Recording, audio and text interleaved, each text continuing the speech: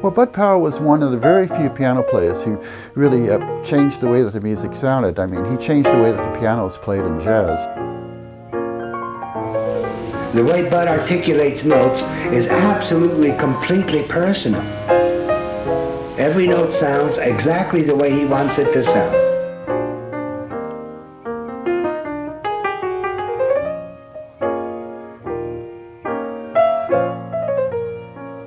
Keith Jarrett and Bill Evans considered him the greatest, up on top. When you go through the history of jazz piano, 1945 to 1960 basically belongs to Bud Powell. Bud Powell was an innovator, and he allowed and gave permission for the next generation to still use those kind of lines but make them their own. All of the people who have influenced me were influenced by Bud. I listened a lot to Tommy Flanagan, Barry Harris, Hank Jones. Barry was really into Bud. And there was another one who passed away, Walter Davis.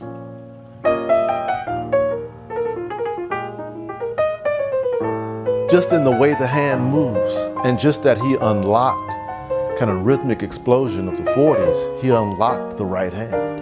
He unlocked it to go really flying like a solo eagle, without a flock around him. And by virtue of him showing us his flight, we all tried to learn how to fly like him too.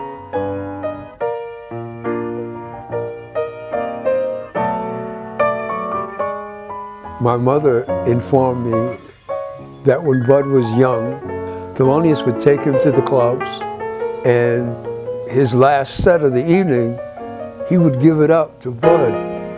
And he would make an announcement that, okay, for this last set, we're gonna hear from this young cat, his name is Bud Powell. And of course, the people would say, Monk, we want to hear you. And Thelonious would say, no, you don't get it. You don't get it. Check him out. And of course, Bud would play, and the folks would go crazy. There's hardly anything anybody could say about Bud Powell which could emphasize how great he was.